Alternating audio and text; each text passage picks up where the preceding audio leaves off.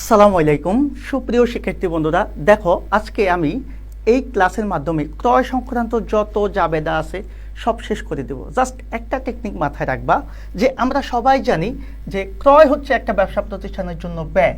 যেহেতু ক্রয় করলে আমাদের ব্যয়টা বৃদ্ধি পায়, আমরা সূত্র অনুসারে জানি ব্যয় বৃদ্ধি পেলে ডেবিট, সেজন্য যখনই ক্রয় সংক্রান্ত কোনো লেনদেন থাকবে আমরা ক্রয়টাকে ডেবিট করে দেব। এখন দেখো ক্রয়টা ডেবিট হয়ে গেলে কোনো সমস্যা নাই, কিন্তু এই যে ক্রয় যে মারফতে আমরা করব, ক্রয় আমরা কিভাবে করতে পারি? আমরা চারটা মাধ্যমে সর্বোচ্চ ক্রয় করতে পারি। একটা হচ্ছে নগদে, একটা হচ্ছে চেকে, একটা হচ্ছে বাকিতে বা ধারে, আরেকটা হচ্ছে বিলে বা নোটে।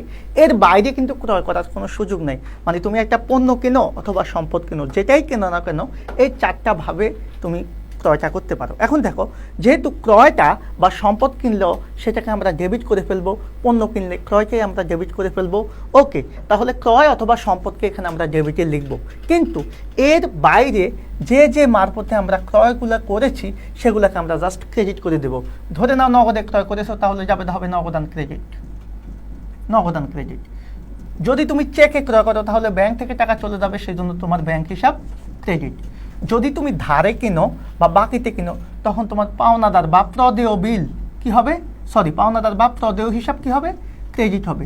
যদি তুমি বিলে বা নোটে কিনো তাহলে তোমার প্রদেয় বিল অথবা প্রদেয় নোট ক্রেডিট হবে। এর বাইরে কিন্তু ক্রয় সংক্রান্ত আর কোনো জাবেদা তুমি বাংলাদেশের কোনো বইতে পাবা না, কারণ এর বাইরে কোনো ক্রয় সংক্রান্ত জাবেদা হয় না। এখন তুমি সাপোজ মনে করো বলা আছে ধারে পণ্য ক্রয়, তাহলে ক্রয়টা কিসে হয়েছে, ধারে হয়েছে। সো জাবেদা কি হবে, ক্রয় ডেবিট, পাওনাদার ক্রেডিট। আবার আমি বললাম হচ্ছে চেক মারফত পণ্য ক্রয়, তাহলে কি হবে, ক্রয় ডেবিট তো হবেই, চেক মারফত বলছে তার মানে ব্যাংক ক্রেডিট। তোমাকে বলছে বিলের মাধ্যমে পণ্য ক্রয়, ভাইয়া কি হবে বলো তো, খুব মজার না? এই যে ক্রয় তো ডেবিট আসেই, তার মানে বিলের কাছে চলে যাবো, প্রদেয় বিল ক্রেডিট।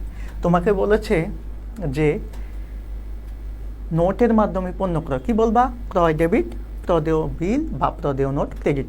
অর্থাৎ ক্রয় সংক্রান্ত যত জাবেদাই আছে জাস্ট এই টেকনিকটা অবলম্বন করলে তুমি সকল জাবেদা খুব নিমেষে পারবা। অর্থাৎ অ্যাকাউন্টিংটা যে কত ইজি এই বিষয়গুলো দেখলেই বোঝা যায়। এবার তুমি আমার এই ট্রিক্সের সাথে মিলিয়ে তোমার বইয়ে যত ক্রয় আছে বা যত ধরনের সম্পদ ক্রয় আছে সকল জাবেদা জাস্ট এই টেকনিকটা অবলম্বন করে মিলাও, দেখবা খুব ইজিলি তুমি সমাধান করতে পারবা। সো পাশে থাকবা। যদি ভিডিওটা ভালো লাগে অবশ্যই একটা লাইক বা কমেন্ট করবা। ধন্যবাদ সবাইকে।